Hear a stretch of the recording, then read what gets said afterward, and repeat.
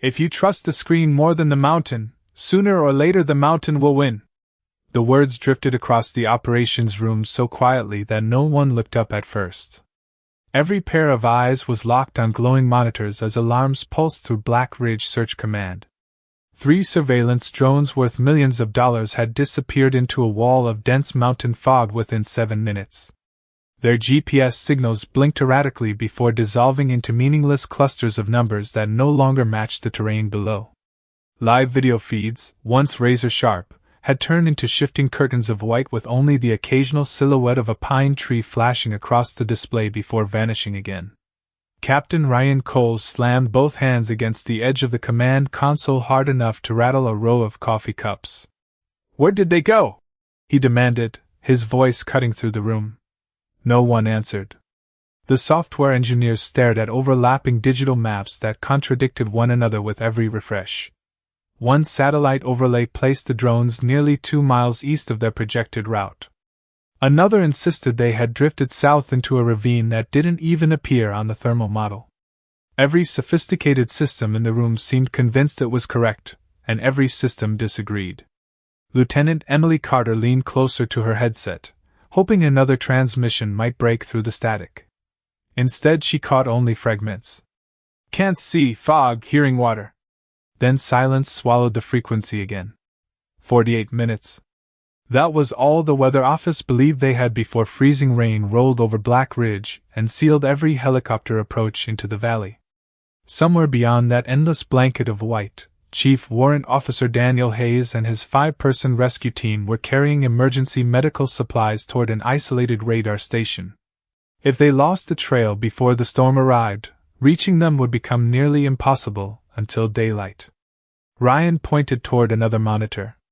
"Launch Drone 4. Override the navigation filters.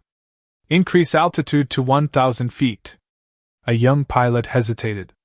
"Sir, Drone 4 is our last operational platform." Ryan didn't blink. "Then don't lose it." Outside the reinforced glass wall, cold mountain wind pushed mist across the airfield until the helicopters waiting on the tarmac faded into pale gray shadows. Standing quietly behind the observation railing was an elderly man wearing a faded olive field jacket that looked decades older than anyone inside the room. His weathered hands rested on a worn leather satchel. He had not spoken since arriving that morning as a guest observer for the training exercise. Most of the younger personnel assumed he was another retired veteran invited for ceremonial appearances. His name badge simply read Walter Mercer. Nothing more. Walt watched the frozen image lingering on one monitor. A single pine tree bent sharply toward the west before disappearing into static. His pale blue eyes narrowed, not at the drone, but at the shape of the ridge hidden behind the fog. He finally spoke, his gravelly voice almost lost beneath the electronic beeping. "That's not the fog confusing your pilots." Ryan turned with visible irritation. "Excuse me?" Walt nodded toward the largest display without raising his voice. "It's the mountain." Several technicians exchanged amused looks. Ryan folded his arms. "With respect, sir, we've got live satellite feeds, terrain mapping, atmospheric models, and enough computing power to guide a mission halfway around the world." Walt never looked away from the frozen screen. "And every one of them is following the wrong ridge." A few quiet chuckles spread across the room. Ryan offered a thin smile that carried more impatience than humor. "We've updated these maps 3 times this year." Walt slowly reached into his leather satchel but did not remove anything yet. "Mountains don't care when your software updates." The room fell strangely quiet as another emergency tone echoed through the command center. Emily removed one side of her headset, replaying the final broken transmission in her mind. There had been something odd about it. Daniel Hayes hadn't said they were beside the water. He had said they could hear the water above them. Walt looked toward the windows where the fog continued swallowing the ridgeline one invisible piece at a time, then quietly added, "Your rescue team isn't lost because they took the wrong trail. They're walking straight toward a cliff that isn't supposed to exist." Captain Ryan Cole held Walt Mercer's steady gaze for only a second before turning back toward the glowing command wall. "Launch Drone 4. He repeated. Manual flight if necessary. The last remaining pilot nodded, placed both hands on the controls, and eased the aircraft into the gray sky beyond the hangar doors. Every monitor followed its climb until the drone disappeared into the same blanket of fog that had swallowed the others. The room settled into an uneasy silence broken only by cooling fans, keyboard clicks, and the constant rhythm of warning tones that refused to stop. Emily Carter replayed the final transmission once more. The voice of Daniel Hayes crackled through static. "We can hear water, but it is above us." She frowned. Rivers did not flow uphill. At least they were not supposed to. She adjusted the audio filters, hoping hidden details might emerge beneath the interference, but the software produced nothing except more digital distortion. Ryan walked between the workstations, studying one map after another. Three-dimensional terrain models rotated across giant displays. Satellite imagery refreshed every few seconds. Wind forecasts scrolled across the bottom of the screens. Every expensive system in the room was doing exactly what it had been designed to do, yet none of them agreed with the others. One display insisted the rescue team had entered Pine Hollow. Another placed them nearly 3 miles away inside Eagle Basin. The thermal overlay suggested either location contained 6 people. Ryan rubbed his forehead. Cross-reference every available database. Military surveys. Forestry records. Geological archives. I want one answer. Technicians immediately began typing. Fresh layers of information appeared across the maps until the displays looked more confusing than before. Walt remained near the observation railing without interrupting anyone. Instead of watching the monitors, he looked outside through the wide glass. Windows. The mountain itself seemed almost invisible beneath drifting sheets of fog. Only the highest fir trees occasionally appeared before fading away again. A stiff breeze bent the treetops toward the southwest. Walt watched them for several long seconds. Then he noticed the small weather flag mounted beside the communications tower. It pointed in a different direction than the computer forecast displayed inside. Emily quietly walked toward him. "You have seen something," Walt answered without looking away from the mountain. "The wind shifted 20 minutes ago." Emily glanced back toward the operations screen. "The forecast says it has not changed." Walt gave a slight nod. "The forecast is looking at the sky. I am looking at the ridge." Before Emily could reply, another alarm sounded. Drone 4 had begun drifting off its programmed route even though the pilot insisted he was holding a straight heading. The aircraft icon curved across the digital map as if invisible hands were pulling it sideways. "Correct your course," Ryan ordered. "I am trying," the pilot answered. "The compass keeps changing." Ryan stared at the navigation panel. "That is impossible." Walt spoke quietly enough that only Emily heard him. "No. It is expected." Emily looked at him with growing curiosity. "Expected?" Walt finally turned toward her. "Some valleys fool more than people. They fool instruments." Ryan overheard the last sentence and shook his head. "With respect, sir, this navigation package was tested across Alaska, Colorado, and the Pacific. It does not get fooled by geography." Walt did not argue. He simply reached into his worn leather satchel and rested one weathered hand on something hidden inside. "Every mountain has its own language," he said. "The question is whether anyone in this room still remembers how to listen." Emily glanced back at the frozen maps covering the walls. For the first time since the emergency began, she stopped looking for the answer on a screen and started looking through the windows instead. Almost immediately she noticed something she had ignored before. The fog itself was moving in 2 different directions at the same time. Emily Carter stepped closer to the observation railing until she stood beside Walt Mercer without saying another word. Outside, the drifting fog rolled across Black Ridge like slow-moving surf, but now that she was looking beyond the computer displays she noticed what had caught his attention. The lower layer slipped steadily toward the east while the higher layer drifted southwest with the wind. The movement did not match the weather model glowing across the operations room. It did not even match itself. "That should not happen," she whispered. Walt answered in the same calm tone he had used since arriving that morning. It happens more often than people think. Behind them another warning sounded as Drone 4 struggled to maintain its heading. The pilot adjusted the controls again, but the aircraft continued wandering several degrees off course before correcting itself, only to drift once more. Ryan Cole walked toward the navigation station and stared at the changing numbers. "Check the compass calibration." "Already checked," one technician replied. "Everything is reading within tolerance." "Then check it again." Emily looked back at Walt. "You said the valley fools instruments." Walt gave a slight nod. "Only if you expect the mountain to behave like a map." Ryan overheard enough to let out a tired breath. "Sir, with all due respect, geology is not rewriting satellite navigation." Walt remained silent. Instead, he slowly lowered the worn leather satchel onto a nearby planning table. The old brass buckle clicked softly as he opened it. Several technicians glanced over with mild curiosity before returning to their screens.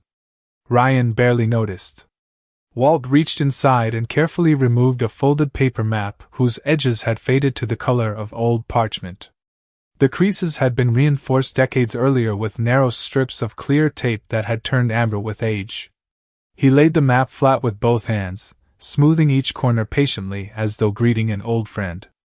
A few younger operators exchanged amused smiles. One quietly muttered, "I have not seen one of those since elementary school." Another chuckled under his breath. Ryan finally turned around and walked toward the table. His eyes settled on the weathered paper for a moment before returning to Walt. "You honestly think that belongs in here?" Walt did not react to the question. He reached into the satchel again and removed a short red pencil worn down to barely 3 inches long, followed by a narrow metal ruler polished smooth from years of use. Last came an old brass compass with scratches covering nearly every surface. One side carried a small dent deep enough to catch the overhead light. Ryan folded his arms. "We are searching with thermal imaging, synthetic aperture radar, satellite positioning, and autonomous flight systems." His voice remained professional, but skepticism filled every word. "That map was printed before half the people in this room were born." Walt gently rested 2 fingers on the faded contour lines. "The mountain was here long before any of us." Emily leaned closer. Unlike the others, she was no longer looking at the age of the map. She was studying the tiny handwritten notes scattered across its margins. Most were simple arrows or elevations, but one small marking near the northern ridge caught her attention. It had been written in faded pencil rather than ink. She narrowed her eyes and quietly read the words aloud. "Dead Echo Valley." Walt looked at her for the first time since opening the map. "That name is not on any official survey anymore." Ryan gave a brief shake of his head. "Because it does not exist." Walt calmly traced one weathered finger toward a narrow fold between 2 contour lines. "It exists." His voice remained almost gentle. "People just stopped listening to the ones who remembered where it was." The room fell quiet again as Drone 4 transmitted another frozen image before the signal flickered. On the screen, barely visible through swirling fog, stood 3 tall pine trees leaning sharply in exactly the same direction. Walt studied them for only a second before placing the tip of his red pencil onto the old paper map. "Your rescue team crossed this ridge 20 minutes ago," he said softly. "And if I am right, they are walking into Dead Echo Valley right now." Ryan Cole looked from the faded contour lines on Walt Mercer's paper map to the glowing 3-dimensional terrain model stretching across the wall. The 2 versions of the same mountain could not have looked more different. One was filled with bright colors, animated layers, and moving data. The other was covered with pencil marks, worn folds, and handwritten notes left by someone decades earlier. Ryan tapped the digital display. "There is no valley by that name anywhere in our database." Walt did not challenge him. He simply drew a small circle around the narrow fold he had identified moments before. "Because databases remember surveys," he replied. "Mountains remember storms." Emily Carter watched him carefully. "What changed?" she asked. Walt rested the red pencil across the map. "A landslide many years ago redirected part of the drainage." The valley stayed where it always was, but the water did not. Eventually the maps changed their labels. The mountain never changed its habits. Ryan crossed his arms. You are telling me every satellite we have is wrong because of an old landslide? Walt slowly shook his head. No.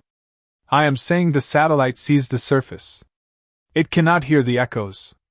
The room grew still. Walt pointed toward the frozen drone image showing the 3 wind-bent pines. Those trees should not lean that far unless the wind accelerates through a narrow gap. That gap is here. His finger moved along the contour lines. The fog settles low because cold air gets trapped inside the basin. Sound reflects from these cliffs and returns from the opposite wall. That is why your rescue team hears water above them instead of below them. Emily's eyes widened. Daniel Hayes had reported exactly that before the transmission disappeared. Ryan remained unconvinced. Interesting theory. Walt quietly corrected him. Observation. Before anyone could respond, another alarm echoed through the command center. Drone 4 suddenly yawed 15 degrees to the left. The pilot tightened his grip on the controls. Crosswind increasing. A technician shook his head while reading fresh telemetry. Negative. Surface wind has not changed. Walt glanced toward the weather flag outside the window. It snapped sharply in a different direction than the digital forecast still displayed across the main screen. Yes, it has, he said softly. Ryan ignored the comment. Bring the drone another 500 feet higher. The pilot acknowledged the command and increased altitude. For several seconds the signal stabilized. Then the video feed broke into blocks of gray before freezing completely. Every monitor in the room flashed the same warning. Signal lost. The aircraft icon disappeared from the map. Nobody spoke. One drone remained. Now it was gone too. Ryan stared at the empty display as if willing it to return. Reconnect. His voice was calm, but tighter than before. The technicians worked furiously across their keyboards. Emergency recovery commands were transmitted. Backup communication channels opened. Nothing answered. Emily slowly turned toward Walt. He had not moved. He was studying the paper map with the same patient expression he had worn all morning. There was no satisfaction on his face, only concern. We still have time, he said. Ryan looked at him with frustration that was beginning to give way to uncertainty. Without a drone? Walt nodded once. The drone is still flying. Several heads turned toward him at once. Ryan frowned. You cannot possibly know that. Walt gently tapped the map beside the words Dead Echo Valley. If I am correct, it did not disappear. His fingers slid along a narrow pencil line between 2 ridges. It entered the only place on this mountain where every instrument begins listening to the wrong voice. The operations room fell silent again. Outside, the fog thickened until Black Ridge vanished completely, leaving only the weather flag moving steadily in a direction that none of the computers had predicted. The silence inside the operations room lasted only a heartbeat before Captain Ryan Cole stepped toward the planning table and reached for the old brass compass lying beside Walt Mercer's paper map. If your theory is right, he said, lifting it into the light, then explain how this little piece of metal knows something that satellite arrays do not. He turned the compass over in his hand, studying the deep dent pressed into one side of its brass case. The scratch marks around the impact looked decades old. His thumb brushed across the scar without thinking. The compass slipped from his fingers. It struck the concrete floor with a sharp metallic crack that echoed through the room. The sound seemed to linger far longer than it should have. Walt closed his eyes. For an instant the steady hum of computers faded away. The flashing monitors disappeared. Cold conditioned air gave way to warm, damp wind carrying the smell of wet earth and pine. Rotor blades beat slowly overhead somewhere beyond a ceiling of heavy cloud. Rain dripped from broad jungle leaves onto soaked canvas. Young Lieutenant Walter Mercer knelt over another paper map spread across the hood of a mud-covered military truck. The ink had begun to bleed from constant rain, but the contour lines remained clear enough for him to read. Around him stood exhausted soldiers waiting for an answer that no radio could provide. Every transmission had dissolved into static after they entered a narrow valley surrounded by towering ridges. A nervous young officer pointed toward his compass. "Sir, headquarters says we are 2 miles east." Walt looked toward the mist hanging between the hills before quietly shaking his head. "Headquarters cannot see this valley." The officer frowned. "The map says the river is south." Walt listened instead of looking. Water echoed across the cliffs in strange patterns, bouncing from one stone wall to another until direction became meaningless. Then he felt a cool breeze brush the left side of his face. He smiled faintly. The river moved after the last flood. The younger officer stared in disbelief. "Rivers do not move." Walt folded the map, slipped the compass into his pocket, and began walking uphill instead of down. "They do when mountains decide they should." Hours later, after following nothing more than wind, broken tree lines, and the distant rhythm of flowing water, the clouds finally opened. Beyond the ridge a rescue helicopter emerged through the mist exactly where Walt had predicted. The young lieutenant standing beside him laughed with relief before calling toward the approaching aircraft. "Pathfinder 1 found us again." The sound of spinning rotor blades grew louder until it blended with another mechanical hum. The jungle dissolved. Rain became the steady vibration of air conditioning. Walt opened his eyes. The brass compass still rested on the concrete floor beside his boots. Ryan bent to pick it up more carefully this time. Neither man spoke for several seconds. Emily had been watching Walt's face. Something had changed. Not confidence. Recognition. She quietly asked. "You have been here before, have you not?" Walt looked down at the weathered map spread across the table. His fingertips rested lightly on the handwritten words Dead Echo Valley. "Not this mountain," he answered. "Another one that taught the same lesson." Ryan slowly handed the compass back. There was less skepticism in his voice now, replaced by genuine curiosity. "And what lesson was that?" Walt placed the compass beside the red pencil before looking toward the windows where the fog continued swallowing every outline of Black Ridge. "Never argue with a mountain about where it is." Before anyone could respond, Emily's headset crackled. A faint transmission struggled through layers of static. It lasted only 2 seconds, but this time every word was unmistakable. "We found a tunnel under the rocks." Then the signal vanished again. Emily Carter replayed the brief transmission over the room's speakers until every trace of static had been stripped away. The message remained painfully short. "We found a tunnel under the rocks." Nothing followed. No coordinates. No background conversation. No indication of direction. Only silence returned. Ryan Cole looked across the operations room. "Search every geological survey for abandoned tunnels inside Black Ridge." Fingers raced across keyboards. Government databases opened. Forestry archives loaded. Historical mining records appeared one after another. Every result ended the same way. No verified tunnel existed anywhere near the projected search area. Ryan exhaled sharply. "Nothing."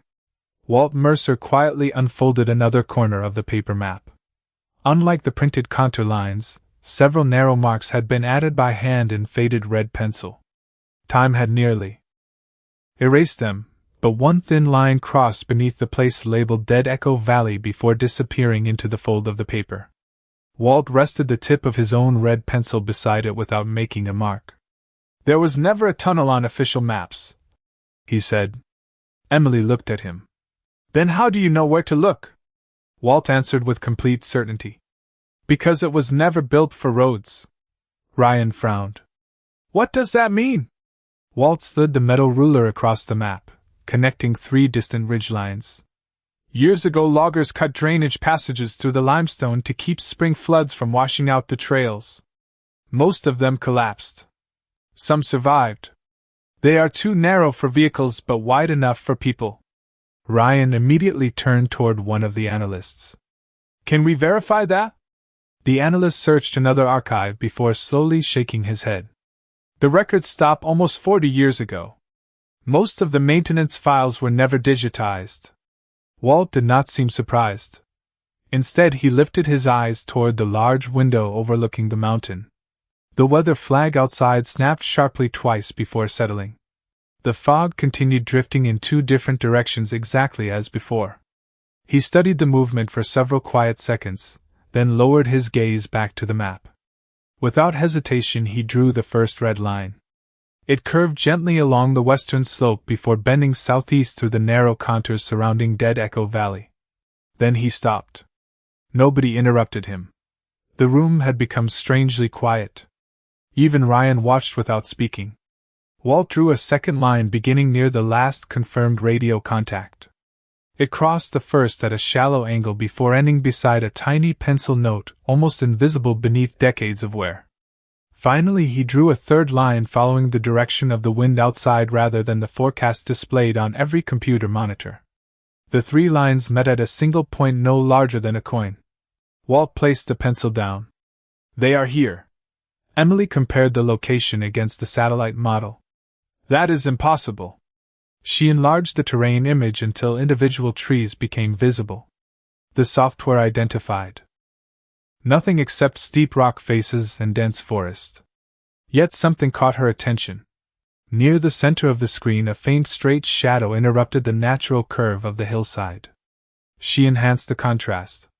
The shadow remained. It was too straight to be a crack in the rock and too narrow to be a road. Her heartbeat quickened. Wait. She zoomed in again. There is something here.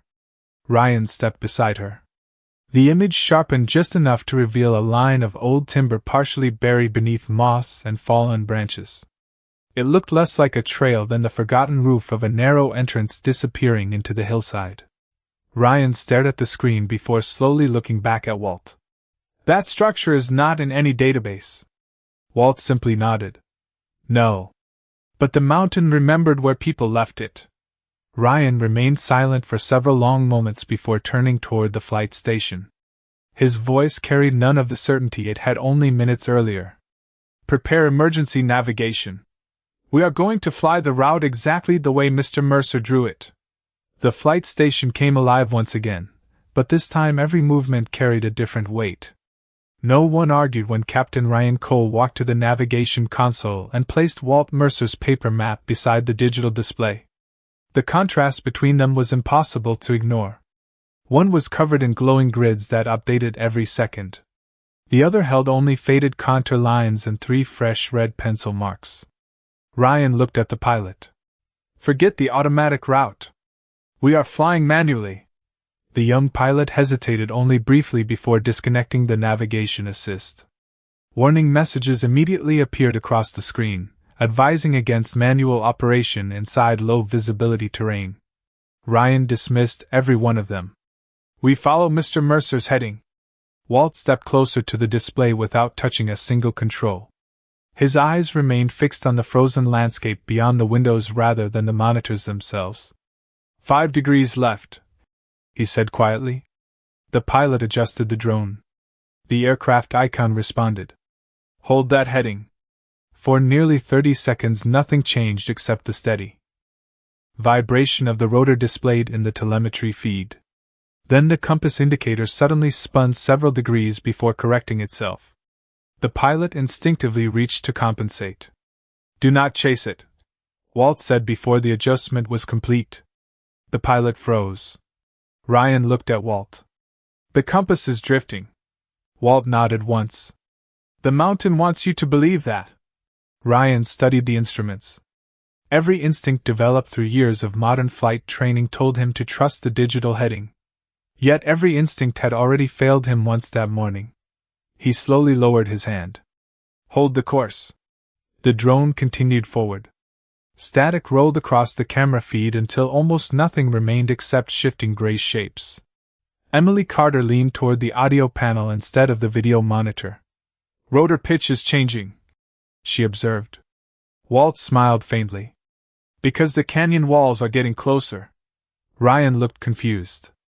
You can hear that? Walt answered without hesitation. You can too. You have just never needed to. The pilot swallowed nervously. Visibility is less than 20 feet. Walt remained calm.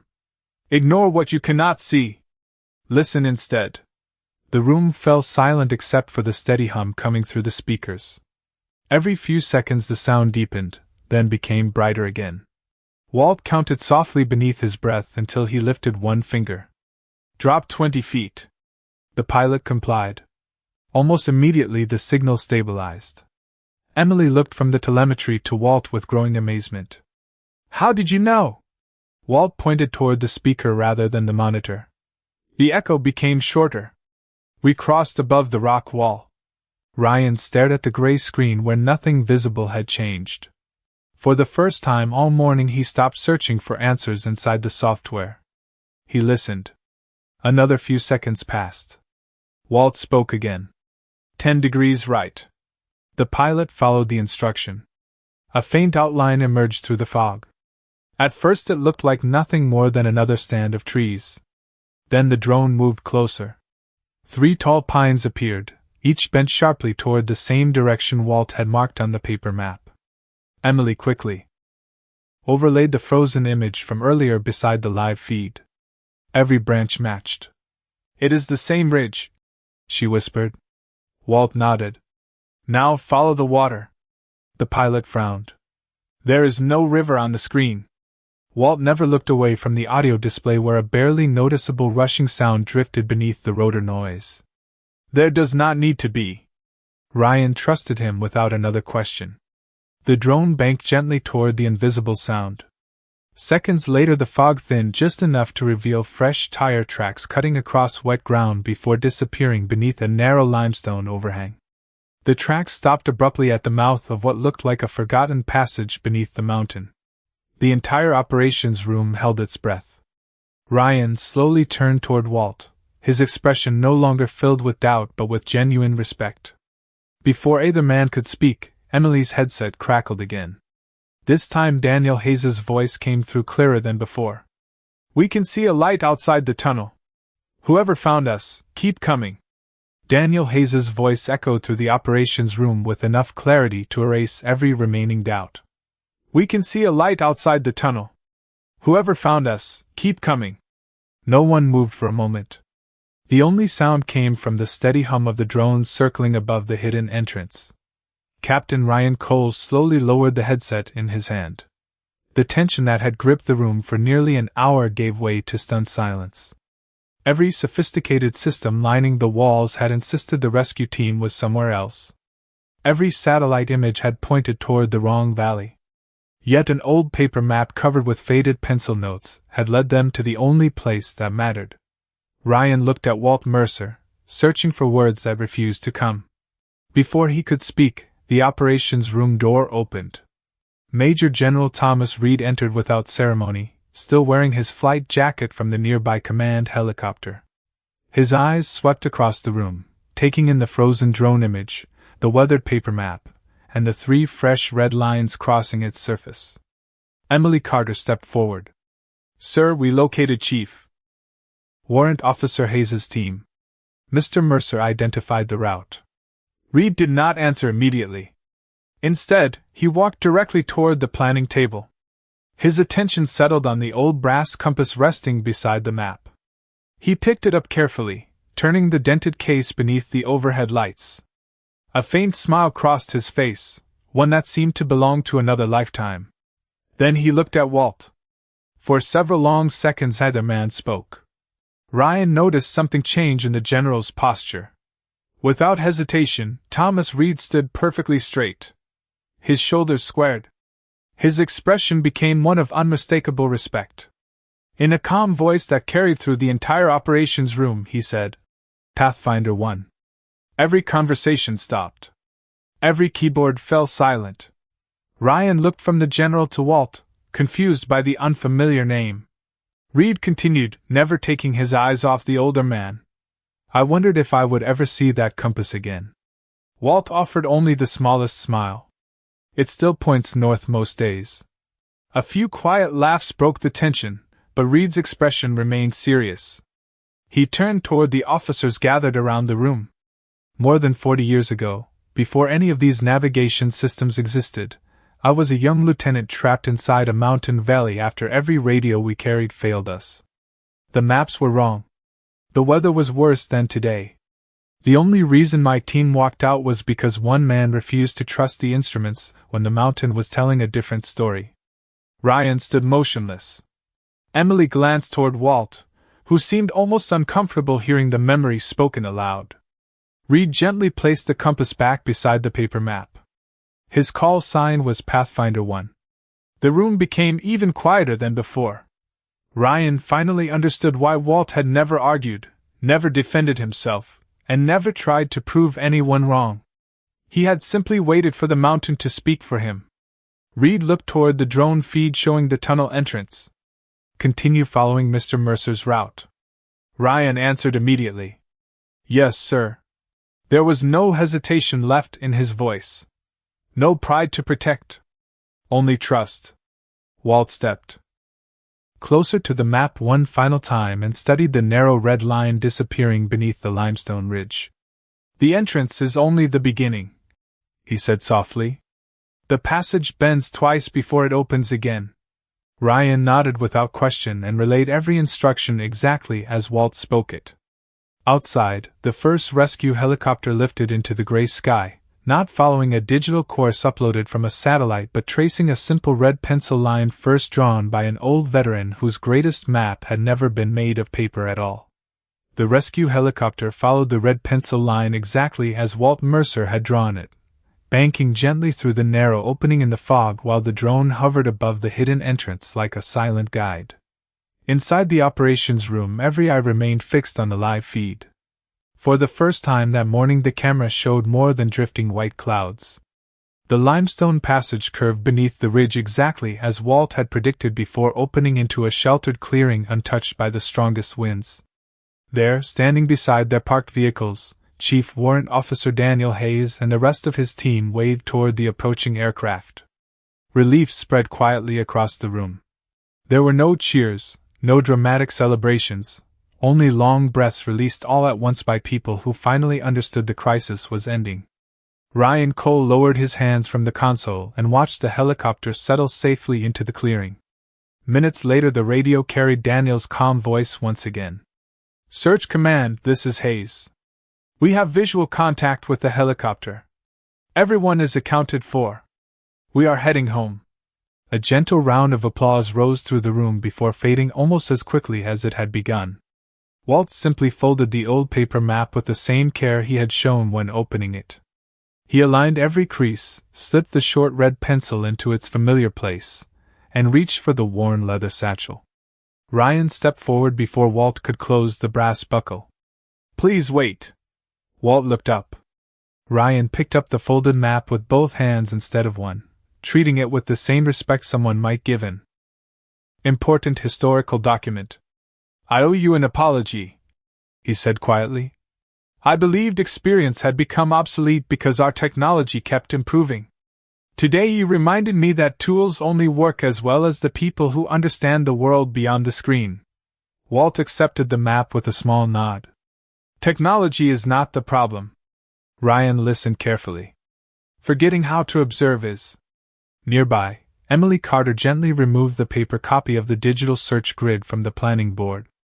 In its place she pinned Walt's hand-drawn route, leaving the 3 red pencil lines visible beneath the overhead lights. The weather outside had already begun to clear. Through the operations room windows the ridges of Black Ridge slowly emerged from the lifting fog one slope at a time, revealing the mountain exactly as it had always been. Nothing about it had changed. Only the people looking at it had. Major General Thomas Reed walked beside Walt as they headed toward the exit. Before the older veteran reached the doorway, Reed stopped and extended his hand. Walt accepted it with a quiet smile. Neither man needed to say much. Some stories had already been told years earlier by the choices they made instead of the words they spoke. Ryan watched them leave, then turned back toward the command center. The glowing monitors still filled the walls. The satellite systems remained among the most advanced in the country. The drones would fly again tomorrow. Yet something important had changed. Above the central operations table, beside the newest digital terrain display, hung an old paper map with 3 simple red lines crossing its surface. No one suggested taking it down. Weeks later, every new pilot arriving at Black Ridge noticed the weathered map before they noticed the latest equipment. Some asked why it was displayed in the center of such a modern facility. Ryan always gave the same answer. Because every instrument can lose its way, but wisdom never does. And whenever mountain fog rolled quietly across the ridges once again, more than one young pilot found themselves looking out the window before looking down at the screen, remembering that progress gives people better tools, but humility teaches them when to trust the mountain instead.